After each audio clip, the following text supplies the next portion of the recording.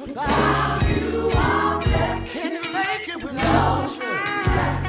Lord, I'm blessed. I need a blessing. Lord, Jesus. Fix it, Lord. Hello, class, and welcome to Chapter 1. In this chapter, we're going to talk about organizational culture. So let's get started. It's important to note that organizational culture can be described as the personality of an organization, the values, the beliefs that people in the organization share, and how they demonstrate that towards one another. Organizational culture is a very important part of every organization because it serves as something that's intangible, that is difficult for competitors to copy and duplicate. So it's something that's unique to the organization that, if it's done right, can drive performance and drive success in a manner that cannot be duplicated or reciprocated by by competitors. So what is organizational culture and how does it actually drive performance? Well, organizational culture is, if you think of it, the rules, the policies, the procedures, the attitudes, the beliefs, the actions. It's a culmination of all those components within an organization, and how they could translate into performance is how do they encourage, or what's that mindset that employees have that drives them towards excellence, that drives them towards increased quality, increased productivity, which drives them to consider the financial results of the organization as they make daily decisions. These are all components of organizational culture, and if culture is done right, if senior management propagates the correct culture within an organization, then employees will be focused on those attributes that serve to drive a company towards success. Now, because organizational culture is so varied, so because it's so intangible, it's difficult for people to really grab a hold of. It's difficult for organizations to measure. It's difficult for them to kind of even describe what the culture is and how does that translate into performance for organizations.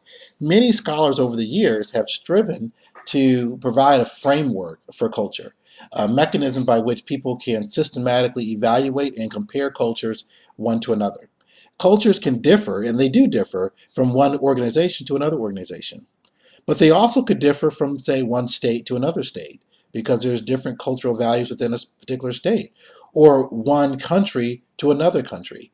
So what scholars have sought for was, how do I begin to create a framework where I can look at the variances among cultures in a systematic, orderly way, which allows for us to study it, to do research, and to provide insights as to which attributes of culture are better or worse than others.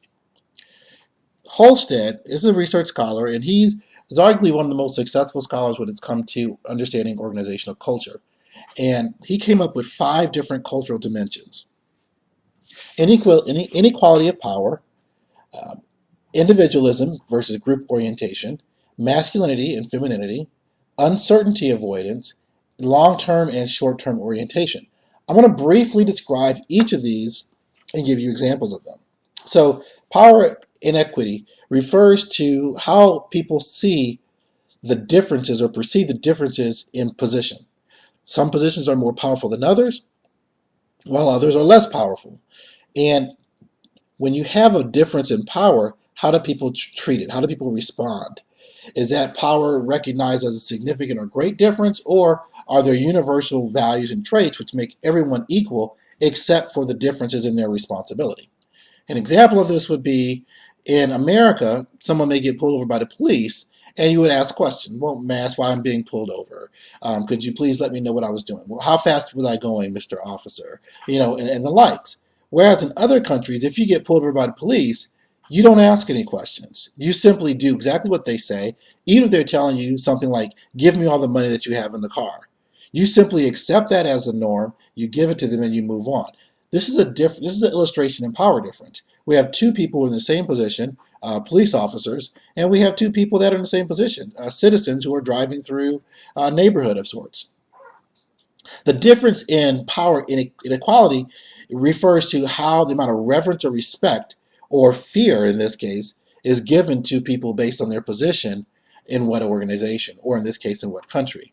Clearly, there's a greater power difference or power inequity, would say, in Mexico when it comes to police officers than there is in America, where we feel as though we have a justice system where we can go to the courts and seek some type of justice if we believe a police officer has in fact done us wrong. Individualism versus group orientation. This refers to the amount of focus or importance that people put on themselves as an individual as opposed to the collective or the group. In America, we're very much an individualistic society. So we tend to, as a society, put our own individual needs over that of the other people that are in our group. For example, let's say I'm a member of a family and I got a scholarship, full ride scholarship to one of the top universities in the country. However, my parents don't want me to leave because they say, we need you to stay and help work at this minimum wage job to provide income for the family, for your brothers and sisters. In America, we would typically couch the person to say, take that opportunity to embetter yourself because you have an obligation to yourself as well as to the family. Moreover, if you were to satisfy yourself and become strong financially, you'll be able to then contribute back to your family or the group. Other countries such as Japan and China, a lot of your Asian cultures, they put the group first. In other words, they would never step away from the group to pursue their own interests above and beyond that which is what's important for the group. Matter of fact, there's a saying that says in Japan, he who pops up gets hit back down. While in America, we have a saying, the squeaky wheel gets the oil. Masculinity versus femininity. Now, it's first thought, you would think that this refers to the differences between male and female. In fact, you couldn't be further incorrect. What this refers to is the attributes, traits that are typically deemed or defined as masculine and traits that are typically defined as feminine. For example, masculine traits would be aggressiveness, assertiveness, toughness. We don't cry. We don't take any nonsense off of people. We're very strong and direct. Whereas femininity is attributes that describe femininity refer to kindness, softness, gentleness, caring. These are attributes that are feminine versus attributes that are masculine. So when we're looking at this particular attribute of culture, what we're saying is which set of values, which set of cultural attributes, so to speak, does society reward more? If you're in a business and an organization and you're working, does society reward individuals, irregardless of gender, who are more masculine in terms of their definition? Or does it reward people who are more feminine in terms of their definition? For example, Japan would be a very masculine society. In order to move up the ranks in an organization, one must be very tough, very direct, all the attributes that attribute to traditional masculinity. France, however, is a bit different. They get rewarded for people who demonstrate more feminine attributes, who are kind, who are soft, who are gentle, who are considerate. Uncertainty avoidance. This refers to the willingness of people to take risk. So a country where individuals are rewarded for taking risks would be like America. We celebrate the Lone Ranger who goes off into the Wild West to conquer the West. We celebrate the entrepreneur who leaves college and then builds a major empire with his organizations. And we look at those examples this way, I could do that too. So we focus on the rewards associated with risk and tend to feel that that is acceptable, whatever losses may come along with that. Other cultures are very different. They look at risk and they say, no, we seek to avoid risk and we only want certainty. We only want to step out on something, launch a product, get involved in certain activity if we know that we're certain of the outcomes. So your Asian cultures are very much, they're low on risk. They seek to avoid risk, okay? While in your American or your Western cultures, we tend to embrace risk and we're willing to step out on it. The last one we have here is long-term versus short-term orientation. This refers to the focus of a country on time orientation. Does, in general, as a country, do you focus on things within the next 2 to 3 months or the year? Or do you focus on things that are 5, 10 years out? Where is your focus as an organization, as a country, and how important is that to you? So in America, we tend to focus on the short term. We tend to think about things every 3 to 6 months. You know, the average American has a savings that will last them maybe 2 to 3 months at max before they're broke and they're no longer able to support their home mortgage payments, etc.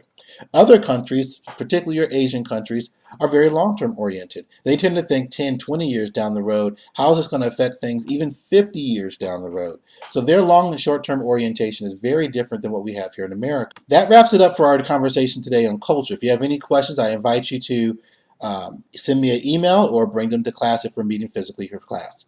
Thank you very much and have a good day.